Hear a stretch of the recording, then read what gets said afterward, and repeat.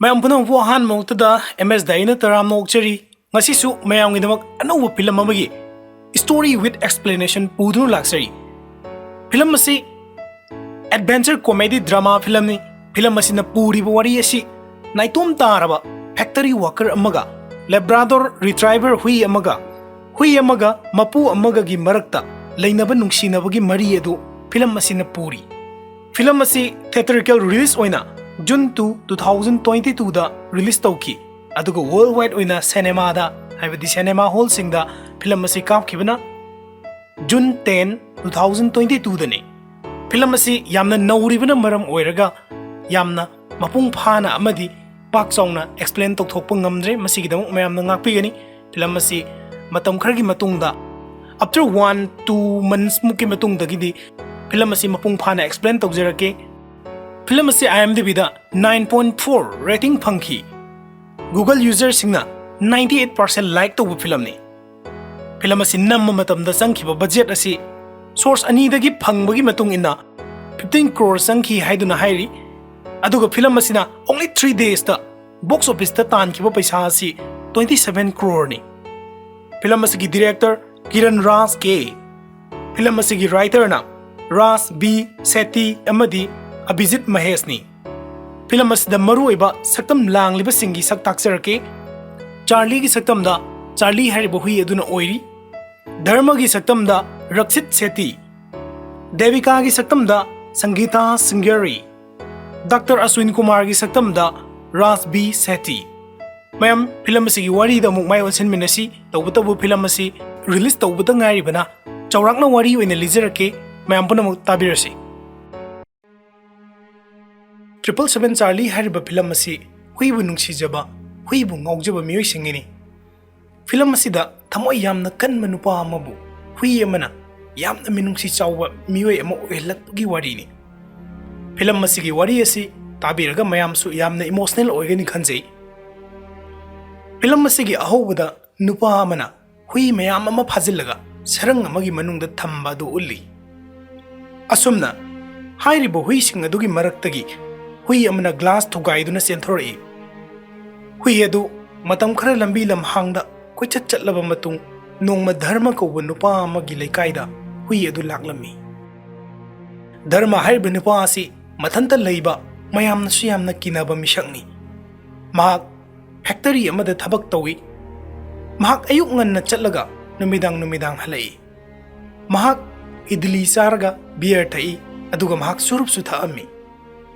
idli haibasi sienga urat hariba hawai makhal adugana mapung oina semba breakfast amasung dinner oina sizinaba eastern amasung southern india gi chinjangni dharma nungti gi hariba chinjak adu sai mahangna chariba du loibidi ngamlamde asumna mahangna factory chatpa matamda dustbin da mahangna chaba loiba ngamdaba chinjak sing adu hek hundoklami nongmadi mahangna chaba loiba ngamdaba idli gi saruk adu mahangna hundoklami maduda dustbin adugi manungdagi hui ama makok likhalakpa dharmana urami mahangna hundokliba idli adu hui aduna adum chai asumna sum tawbuna nongmadi hui adu dharmagi matung ilai hui adu khanghauduna bike amana thomlami maduda hui adu hawut kangkhatpa ngamlamde dharma hairiba adu una mateng panglamdana adumak chatki matang asida mayamda karigumba matang haijauge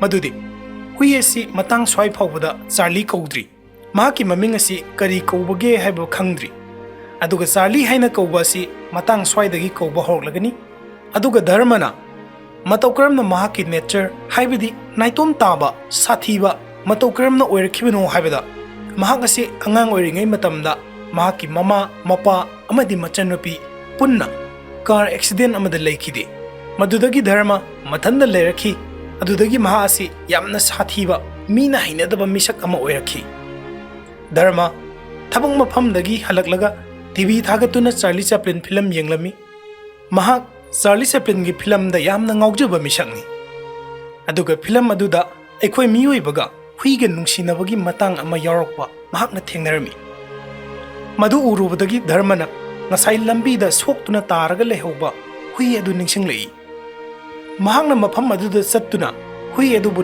trolley bag amada haplaga hospital amada puraklami. Hospital aduda leramba doctor aduna hida kapke tawbada hui adu akiba phawrmi. Madu doctor aduna khanglami.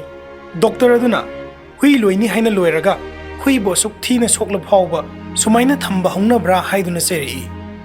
Maduda dharmana hui asi aigi nate lambi da thengnabagi purakpani.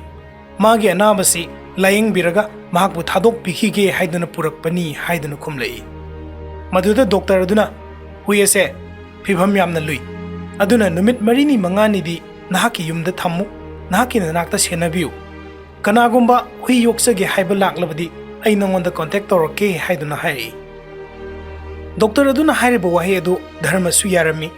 Aduga mahakna hui adu magi mayumda puraklaga lona tuminna hui adu bu thamlami. Mahakna hui adu tuminna mahaki mayumda lona kana khangandana thamliba sigi maramdi dharmagi laikaida hui loiba yade. Adubu hui adu sum lerklabnina laikai miyoisingna dharma hui loiraga thamle haiba khanglei. Laikai miyoising adu laktuna hui thamba yaroi haiduna law khongduna khatnarami. Makoi masel wa yamna kanna sungangnarami. Maduda dharmana yamna sauna hui asi aiga dum leigani. Ngamlabadi nakhoi kanano thinglarao haiduna hairami. Madudagi sum leiminarapna dharma amadi Charlie yamna naknaba yamna nungsinaba oiri. Asumna matam khargi matung nongma doctor na haibagi matung inna dharma gi hui adugi license lawba lai. Maduda doctor nupi ama thengnarami mahaki maming DEVIKA kawi. Asumna nongma dharma khanghogdana ayuk amada heart attack tawraktuna mahak wantharami. Maduda Charlie na dharma bu doctor da layeng halami. Dharma na gyan tarakpada mahak hospital aduda lerami. Aduga dharma na hospital adugi akoibada koina yenglakpa matamda Charlie natana kana amata leramde. Maduda dharma Charlie asi mahak pu purakpa ambulance adugi matung inaduna lakpani haiba khanglei. Masidani aikoina huina mapu ningi haiba ulleba si. Asumna nongma TV yenglingai TV da Charlie na ice cream urami. Maduda Charlie koichong chongami. Dharma na Charlie ki mong aduda ice cream saningba mali haiduna mathangi numita ice cream leibiraga Charlie bu ice cream pijarami. Hairiba numit aduda mamangda doctor na Charlie bu loiningba mi laklabadi contact tawrake haibagi matung inna miyoi ama lai. Aduga Charlie bu mayumda purage harami. Maduda dharma na yaningdrabasu Charlie bu puhankhi. Charlie chattanaba kanna honai adubu mapu aduna car amada haptuna pukhi. Dharma Charlie bu yamna miss tawrami. Aduga mahaki hanagi punchi mahing magi mong mataw aduda amuk hanjinba haurai. Nongma dharma na Charlie bu pukhiba nupa adugi mayumda Charlie gi license adu thinba lai. Maduda Charlie na yum adu mathak makha olami. Yum du pungchai chaiduna lerami. Aduga Charlie na dharma bu uba matamda chongkhalaktuna yamna haraurami. Adudagi dharma na Charlie bu mahaka amuk leiminarage khalami. Matang asidagini hui adugi maming Charlie thonkibasi. Maramdi dharma Charlie saplinda yamna ngaujaba misakni. Aduna mahakna hui adubusu Charlie haina tholi. Dharma ga yum thangnaba Adrika kaubi nupi macha ama nungtigi Charlie ga sanaba lai. Madudagi dharma ga nupi macha adugana Charlie bu punna yengsinminarami. Nongma Adrika na Charlie bu leplaga thank you haiba tambirami. Adubu dharma gi mamangdadi mangonda chamrak haibasu thank you haibagi makong thangatpa adu tau haiba sugya yaramde. Maduda nupi macha adu mathwai nungaitana kaplaga chatkhi. Maduda dharma na Charlie bu saiki aduga phusu phubirami. Maduda Charlie na sorry haibagi mongda dharma da chongkhalami. Charlie gi mataw adu ubada dharma su nungsiduna konbirami. Aduga ngahak lerga Charlie wanthari. Maduda dharma na clinic ta puraklaga yenghanbada Charlie cancer nare mahak kuina hinglaroi hairki. Aduga aikoina ngasaidagi Charlie hairiba asi hui amomni. Asumna doctor aduna makha tarduna Charlie ase hanagi mahaki mapu aduna masa yamna longmanbadagi cancer narakpani hairki. Madu taabda dharma thamoi sokna nungairamde. Aduga dharma na Charlie gi apamba khudingmak thunghange haina khanki. Nongma Charlie na TV da snow taba ubada haibadi un taba ubada chongshilli. Madudagi dharma na khangba ngamki. Madudi Charlie ase ice cream chaning manatte un marakta chen chongduna sanaba pambani haibase. Mathangi numitta dharma na Charlie bu Himachal Pradesh snow yengba puraki. Dharmana lambida mahaki phonda Charlie bu hana yoklamba miyoi adugi video ama thagalakpa thengnarami. Mapuduna Charlie bu kayam otpi naibira I habado video aduda urami. Dharmana hana gi hui mapu adubu unaba laklami. Aduga mahakna police kauduna hairiba misak adu phahallami. Dr. Devika Dharmaga Charlie gi matung inari. Maramdi Dr. Devika na dharma si hui bu pharaga lalonba nupa oina khalami. Nongma dharmaga Dr. Devika ga thengnarami. Dharmana Charlie gi maning thunghannabani haiduna paragliding tawba adu ubada mahak dharma bu lana lawramba sing aduna mahak mathanta nungairakte. Charlie na mapu ningba Dharmana Charlie gi aningba apamba thungnanaba hotnaba makhoi anigi mataw adu ubada Dr. Devika ngaujirami. Mahakna mahaki mamanaba reporter ama kauduna Dharma gi interview lohon biki aduga magazine amada Dharmaga Charlie gi wari asi suksoi choidana hablakani hairami. Madugi matung Devika mahaki thabang mafamda amuk hanki Charlie ga Dharmaga Punjab ta lai maduda Bamsi kauba miyoi amaga makhoiga thengnarami. Bamsi thengnaribasi dog show yamna popular oina tawba mafam amagi manaktani. Makhoi dog show tawfam aduda dog show yengba laklami. Adubu soibadagi makhoi dog show adugi contestant oina yahallami. Adubu Charlie Dharmana taw haiba amatta tawramdi. Aduna Dharma mayam mamangda yamna ikaiba nanglami. Dharmana Charlie bu yamna chairami. Charlie na Dharma emotional oibadu ubada mahakpu themlami. Madu ubada tilamliba babok sing adugi thamoi penakhi. Aduga Charlie na yamna wangna chongkhattuna Dharma da kolami. Maduna dog show aduda Charlie na winner oirakhi. Asumna madugi matungdagi Dharma gi yarakpa paisa sing tapna loirei. Aduna Dharma mahaki bike adu yonthoklami. Aduga makhoi ani makhoi gi khongchat adu makha tana chalami.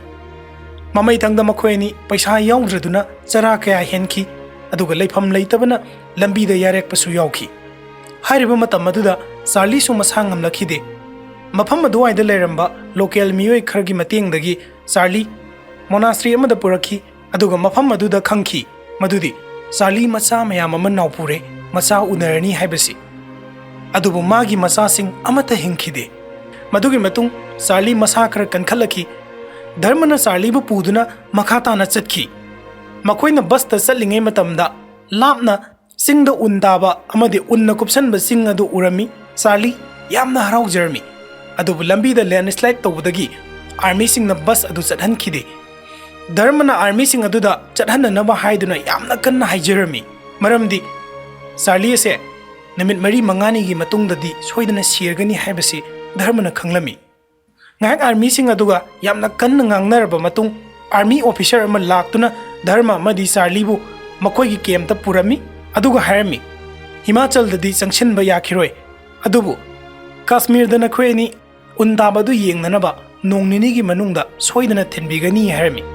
Matam aduda Dharmana Charlie amadi aigi maramda matau karamna khanglibano haiduna army officer aduda hanglami. Army officer aduna nangase yamna maming laiba mi ama oirabani haiduna magazine ama puthoraktuna Charlie amadi mahaki wari ibadu ulami. Madugi matung army officer aduna numidangdadi soidana yamna ingani haiduna mangonda overcoat ama piramlaga mahak mafam adudagi thoki. Madugi ahing aduma ke maduda makhoi ani lekhi. Matam aduda Dharmana Charlie da wari sana makhoi ani mafam aduda lerami. Aduga Dharmana makhoi matam leitre haiduna mahakna Charlie bu puduna ke madudagi lona thoklaglaga singmai aduda kakatuna snow tariba marak aduda Charlie amadi makhoi ani yamna harauna sanarami. Charlie mafam aduda yamna haraunu ngaina maning tamna sanajai. Dharma amadi makhoi ani yamna nungairami. Hairiba mafam adudagi halaklaba matung Dharmana Devika Adrika amadi mahaki miyoi singda video call tawduna wari sarami. Dharmana Adrika da Charlie se hauzik pawwa thank you haidri harami. Maduda Adrikana karigino Charlie nangna hauzik pawwa thank you haidribase haiduna hanglami. Asumna Charlie amadi Dharma tumlami. Dharmana Charlie da wari sarami. Makhoi yumda aeroplane tonglaga chatlasi mayamna ikhoibu ngaiduna leire harami. Madugi matung makhoi mayumda halami. Makhoi auto rickshaw amadagi kumtharai. Charlie su naba pharami. Charlie na Adrika gi manakta chenchillami.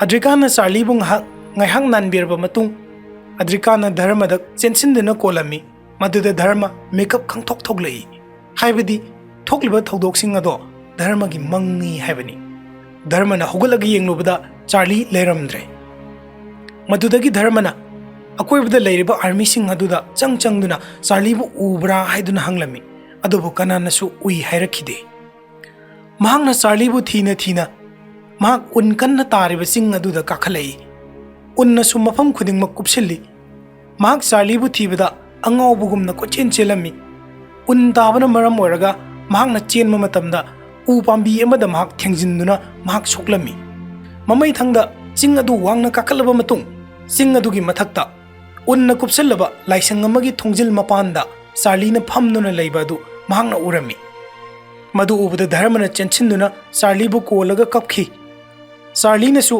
ꯙꯔꯃꯅ ꯃꯍꯥꯛꯀꯤ ꯇꯧꯕꯤꯔꯤꯕ ꯃꯌꯥꯝ ꯑꯗꯨꯒꯤ ꯇꯧꯕꯤꯃꯜ ꯎꯠꯄ ꯑꯣꯏꯅ ꯃꯍꯥꯛꯅ ꯑꯃꯨꯛꯇ ꯇꯧ ꯍꯥꯏꯕ ꯌꯥꯗꯕ ꯊꯦꯡꯀ꯭ꯌꯨ ꯍꯥꯏꯕꯒꯤ ꯁꯥꯏꯟ ꯑꯗꯣ ꯑꯍꯥꯟꯕ ꯑꯃꯗꯤ ꯑꯔꯣꯏꯕ ꯑꯣꯏꯅ ꯎꯠꯂꯛꯏ ꯑꯗꯨꯒ ꯙꯔꯃꯒꯤ ꯇꯝꯄꯥꯛꯇ ꯆꯥꯔꯂꯤ ꯂꯩꯈꯤꯗꯦ ꯙꯔꯃ ꯊꯃꯣꯏ ꯁꯣꯛꯅ ꯂꯥꯎ ꯈꯣꯡꯅ ꯀꯞꯂꯝꯃꯤ ꯑꯗꯨꯒ ꯉꯥꯏꯍꯥꯛꯀꯤ ꯃꯇꯨꯡꯗ ꯂꯥꯏꯁꯪ ꯑꯗꯨꯒꯤ ꯃꯅꯨꯡꯗ ꯃꯈꯣꯜ ꯑꯃ ꯇꯥꯔꯝꯃꯤ ꯃꯗꯨꯗ ꯙꯔꯃꯅ ꯆꯪꯁꯤꯟꯗꯨꯅ ꯌꯦꯡꯂꯨꯕꯗ ꯆꯥꯔꯂꯤꯒꯤ ꯃꯆꯥ ꯑꯃ ꯄꯣꯛꯂꯒ ꯃꯐꯝ ꯑꯗꯨꯗ ꯊꯝꯂꯝꯕ ꯑꯗꯣ ꯃꯍꯥꯛꯅ ꯎꯔꯝꯃꯤ ꯆꯥꯔꯂꯤ ꯃꯍꯥꯛ ꯁꯤꯈ꯭ꯔꯕꯁꯨ ꯃꯍꯥꯛꯀꯤ ꯃꯄꯨꯒꯤꯅꯤ ꯍꯥꯏꯗꯨꯅ ꯈꯨꯗꯣꯜ ꯑꯃ ꯇꯝꯂꯝꯈꯤ ꯍꯥꯏꯔꯤꯕ ꯈꯨꯗꯣꯜ ꯑꯗꯨꯅꯤ ꯃꯍꯥꯛꯅ ꯊꯝꯂꯝꯂꯤꯕ ꯍꯨꯏꯅꯥꯎ ꯃꯆꯥ ꯑꯗꯣ ꯍꯨꯏꯅꯥꯎ ꯑꯗꯨ ꯑꯃꯨꯕꯅꯤ ꯑꯁꯨꯝꯅ ꯊꯥ ꯈꯔꯒꯤ ꯃꯇꯨꯡꯗ ꯗꯣꯛꯇꯔ ꯗꯦꯕꯤꯀꯥ ꯑꯃꯁꯨꯡ ꯙꯔꯃꯅ ꯍꯨꯏ ꯑꯦꯗꯞ ꯇꯧꯐꯝ ꯑꯃ ꯁꯥꯗꯨꯅ ꯁꯪꯒꯥꯔꯝꯃꯤ ꯍꯥꯏꯔꯤꯕ ꯃꯐꯝ ꯑꯗꯨꯗ ꯆꯥꯔꯂꯤꯒꯤ ꯁ꯭ꯇꯦꯆꯨꯁꯨ ꯈꯤꯜꯂꯝꯃꯤ ꯑꯁꯨꯝꯅ ꯐꯤꯂꯝ ꯑꯁꯤ ꯂꯣꯏꯁꯤꯟꯈꯤ ꯃꯌꯥꯝ ꯐꯤꯂꯝ ꯑꯁꯤ ꯌꯦꯡꯕꯤꯌꯨ ꯑꯗꯨꯒ ꯐꯤꯂꯝ ꯑꯁꯤꯒꯤ ꯃꯍꯥꯎ ꯂꯧꯕꯤꯕꯒ ꯂꯣꯏꯅꯅ ꯋꯥꯔꯤ ꯑꯁꯤꯒꯤꯁꯨ